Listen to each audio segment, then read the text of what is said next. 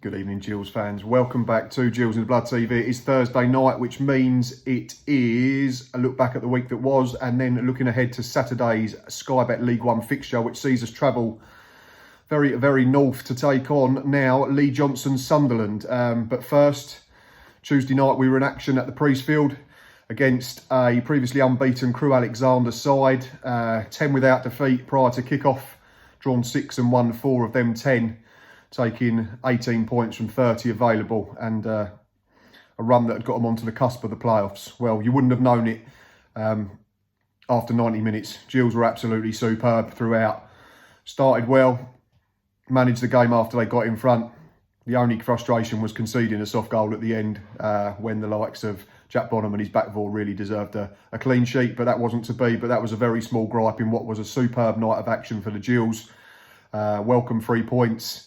Extended the little unbeaten run to 3 games. The likes of Jordan Graham, Ollie Lee and Carl Dempsey obviously taking all the plaudits, and rightly so, but I thought there was 2 or 3 that went under the radar in Robbie Cundy, Tommy O'Connor and Ryan Jackson. All had very good evenings in a Gillingham shirt.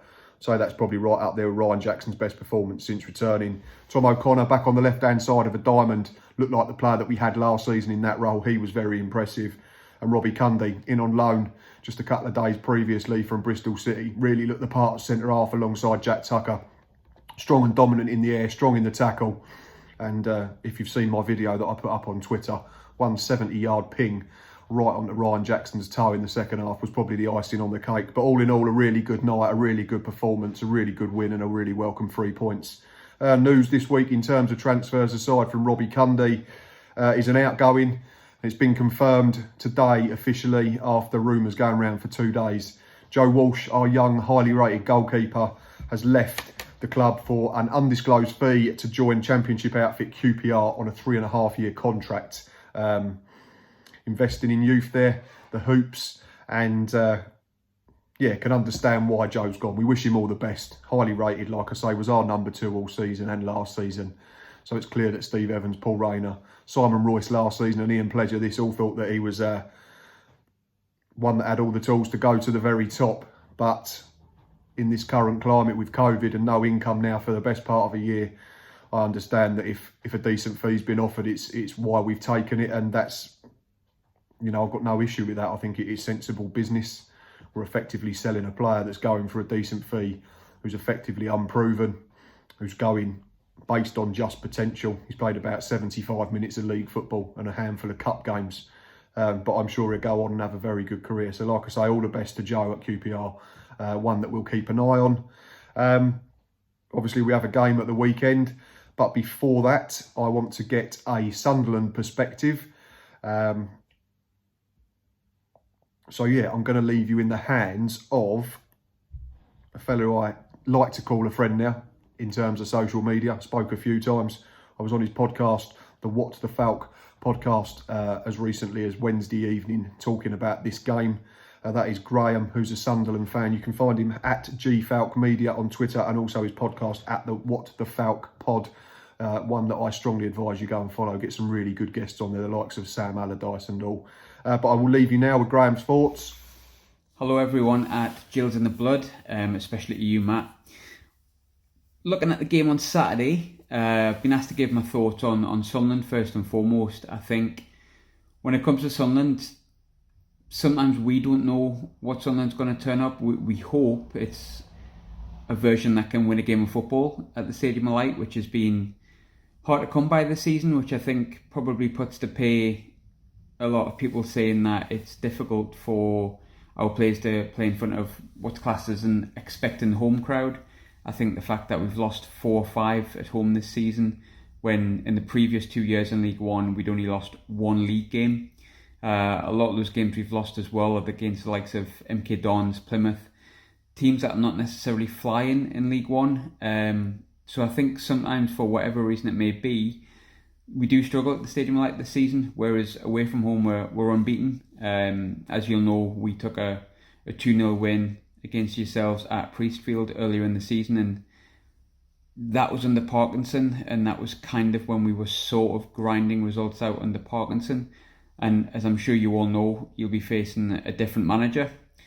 Now, Sunderland's Lee Johnson is probably not yet to fully click in terms of it being a completely different side that you're going to see. It's still a side that tends to play a lot of possession football around the box without being too penetrative in the box. McGeady's obviously back since we last played here, and whilst he hasn't been absolutely on fire, he's a player that we all know.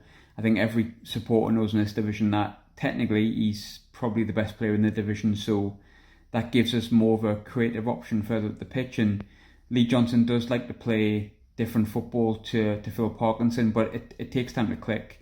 He's been here since I think the beginning of November, but 3 weeks of that, more or less straight after he came in, was after, well, he had a COVID situation. And I think that meant there was 4 games that we would have played that he didn't get to manage. And within that time, because of COVID, I think the maximum they got to go through was training sessions on Zoom, which I can imagine is nowhere near what he was hoping for it to be. But Sunderland under Lee Johnson, what would I say about it? There's been times when I feel like unless there's an injection of signings and a little bit of money plugged into the club, that we're probably not going to improve too much to what we had under Parkinson. And there's been other times when I've looked at the side under Johnson, Lincoln away, we won 4-0. I think Lincoln are currently second. We beat AFC Wimbledon 3-0 away from home. Wasn't as, I think that result flattered us a little bit, but we certainly put them away and they've looked in danger of not winning it, I would say. Shrewsbury and Ipswich recently were steady performances. And there is parts of Johnson's philosophy, I think, that he wants to play coming across in Sunderland's play, but it would be way too early for me to say to you, the side you've seen play against you at Priestfield earlier in the season is completely different in style and shape. There is a change in shape. We don't play 3 at the back anymore. We now play 4 at the back. Johnson has gone with sort of Willis and Bailey Wright so far at the back. Team news wise, we think Bailey Wright might be out. I think he suffered a mild concussion in the game on Tuesday against Ipswich. So we're likely to see Dion Sanderson, a young boy we've got on loan from Wolves, slot in. I don't think any Sunderland fans will worry about that. Dion Sanderson's been quite unlucky not to get more football because he's obviously a player that I think has potential to be a lot higher than where he is. I don't know where the Premiership, but definitely Championship. He was there last year with Cardiff. So losing Bailey Wright, as much as he's a big character and he's a big name on the team sheet, Dion Sanderson's more than an ample replacement. And if there's one place where quite well served it is at the back. So in terms of the way we may look to set up, I think Johnson will keep 4 at the back. I don't see that changing. You're likely to see Lee Burge in goal. At right back, you're most likely to continue with Max Power, who's filled in there recently. I think most people know him as a central midfielder. To be honest with you, he looks a lot better at right back, but that is, again, just my own opinion. At centre half, as I say, you'll probably see Dion Sanderson fitting in alongside Jordan Willis. Left back, you are most likely to see Callum McFadzean, who is probably the weak spot at the moment going back. But offensively, he seems okay. He's very much basic in the sense of he gets up and down. But I think a lot of Sunderland fans would say that he's probably the weak spot because a lot of the time goals come down his side. What you're likely to see after that, I think we'll see a change in the midfield from Tuesday because we are at home. I think you'll see Ledbetter sitting in and shielding the defence as he has done all season and has played really well. Grant Ledbetter has probably been his best spell since he's come back and he's been very consistent. We had Carl Winchester next to him in the game on Tuesday. I can see him being dropped for someone more offensive. I think you're likely to see Elliot Embleton, a young boy who is gradually getting better. A lot of promise. It's not quite been shown as yet, but I think he'll actually come in a little bit further up the field.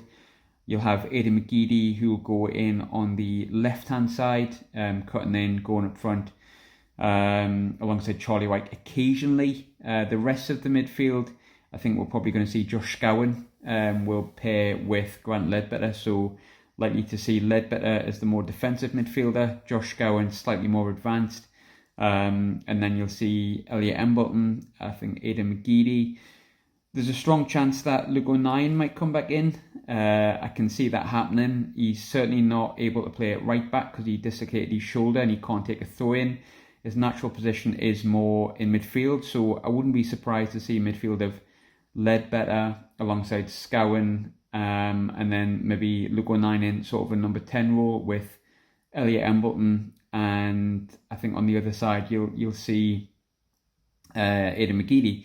However, there's a few options there. Lyndon Gooch is coming back to fitness after a spell out with COVID, so he could potentially go on the right instead of Elliot Embleton. And you've got Jack Diamond, who has been probably the shining star of Lee Johnson's managerial reign so far. A young boy who is as raw as they come, but does what nobody else in the team can do, and that's just run at the defender. So it could be him, but I think he's going to plump for Elliot Embleton in this game.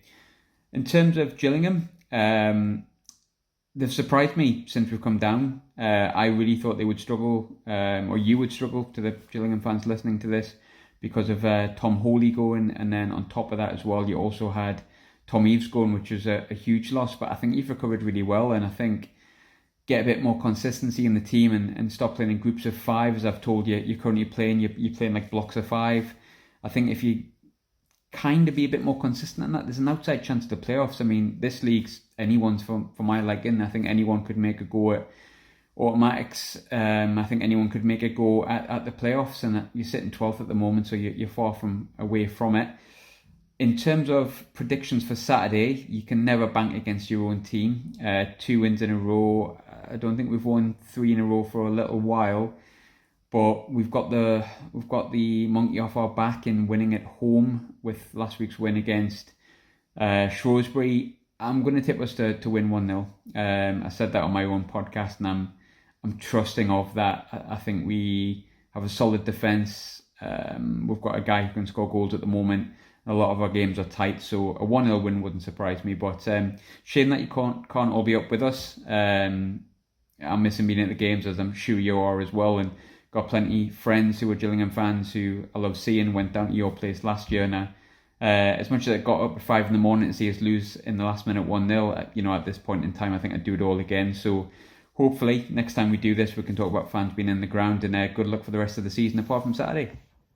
Some really interesting points there from Graham. Very knowledgeable about football on the whole, and very knowledgeable about the football club that he follows, of course. And as I spoke to him last night on the podcast, we mentioned the last time that both of us saw our club in the flesh was March the 7th, 2020 at the Stadium of Light. Gills fans were jumping up and down on top of each other in the 96th minute when Mika Mandron equalised. I'm sure Graham was probably slightly less enthusiastic about that goal, but we did both joke and say that we'd both be happy to go and sit in our respective grounds and watch our team lose 1-0 in the rain at the moment, just to say that we've been in a football stadium and watched live games. But it's still some way off, unfortunately. But Graham has made some really good points. It's great to get some insight from opposition fans ahead of these games, and I really enjoyed being on his podcast last night. So if you do have a spare 3/4 of an hour, because we do both like to talk, please go and check him out. Like I say, that's at the What the Falk podcast. You can find him on Twitter. But yes, that was his thoughts ahead of the game against this lot of the weekend.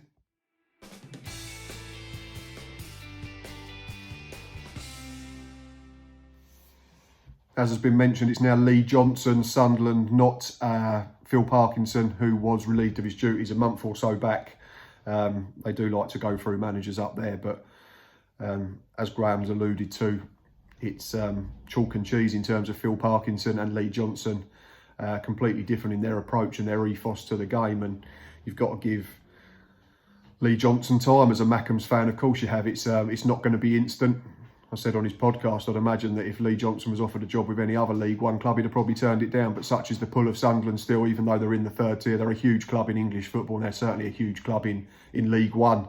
In terms of the form of the two sides, last 6, Sunderland have won 3, drawn 2 and lost 1, giving them 11 points from the last 18 available. Gills, 3 defeats on the spin before 2 wins and a draw, gives us 7 from 18 from the last half a dozen games. In terms of the home and away record, patchy. Sunderland at the Stadium of Light, just a solitary win that came in their last game. It's 3 draws and 2 defeats, so it's only 6 points from 18 available at the Stadium of Light in the last 6. Gills on the road been pretty decent, if inconsistent. It's 3 wins and 3 losses, so it's 9 points from 18. So be an interesting game at the weekend. I think we say on every video or podcast that I talk on about Sunderland, their squad's ridiculous at this level. The amount of quality they've got. Aidan McGeady back in the fold now under Lee Johnson after being frozen out by Parkinson. You can't have enough good players or too many good players, and Aidan McGeady certainly fits that bill at this level. Charlie Wyke absolutely flying, 15 in all competitions already, 12 in the league. Very good player in League Two with Carlisle and Bradford, and he's now making the step up after a tough couple of years. Max Power playing right back a little bit oddly at the moment, but seems to be doing well. Good centre midfielder in his day as well. Lyndon Gooch, Grant Ledbetter, Luke O'Nien, Chris Maguire. Plenty of quality all over the park. In terms of Danny Graham and Will Grigg, can't even get in the side, and there's even talk of Will Grigg, who's been very good at this level in previous years, of going out on loan to Shrewsbury. So that's the depth that Sunderland possess and have at their disposal. In terms of the Gills, we know that Dominic Samuel and Christian Magoma are likely to still be out. Samuel out for the rest of the season with that torn hamstring. I'd imagine Magoma's still touch and go, probably hasn't trained a lot, even if he has recovered from that twisted ankle. So for me, if there are no problems on the injury front, it'd be the same 11. So I'd go Jack Bonham in goal, a back four of Ryan Jackson, Jack Tucker, Robbie Cundy and Connor Ogilvie, a midfield diamond of Callum Slattery from the base, Ollie Lee from the point, Carl Dempsey and Tommy O'Connor from the right and left respectively. The front two of Jordan Graham and Verdane Oliver. My bench, obviously if we can get a keeper in prior to the weekend, he goes on there. Stuart O'Keefe, Matty Willett, Robbie McKenzie, Alex McDonald, Tyreek Johnson and John Akinde. Still not sure what's going on with Jacob Mellis, unfortunately. Seems to be continually having issues with this knee problem. Looks like he's fit, then he comes back for a week, then he misses more time, unfortunately, which is a real shame because he was just running into some form before he picked up that injury a couple of months ago. Right, the big question as always is a score prediction, looking at the respective form, looking at the way that they love this result in previous seasons, particularly under Jack Ross, and also to a degree under Phil Parkinson. I'm going to go for a final score of Sunderland 1, Gillingham 1, and I'm going to back for Dane Oliver to be our goal scorer this weekend. Right, as I've said, please go and check out Graham on Twitter at GFalkMedia, at WhatTheFalkPod. Has some really good guests on there. Certainly people who are a lot higher up the football pyramid than my good self. Please keep liking, subscribing, retweeting and sharing and doing all that you do. We are still trying to get to 1,500 subscribers. So any shout outs and retweets are greatly appreciated as always, because like I've said 1,000 times, this channel is nothing without you lot interacting and replying and getting involved. Yeah, Fan Hub. I quickly want to make a mention about them. You see the video that comes up at the end of these vlogs. Their app is very, very close. So do go and sign up. Some cracking little things on the early version of the app. Still needs some work, obviously, and some ironing out, but it looks very exciting. You can start earning points from travelling to games when we're allowed, picking lineups correctly, and I think there's going to be something for content creators as well in the pipeline. So all very exciting. Right, that's enough from me this evening. Go and enjoy the rest of your Thursday evening. Tomorrow is Friday, as I always say every week. We're very close to the weekend. Keep staying safe, keep looking after each other. Until next time, up the Gills.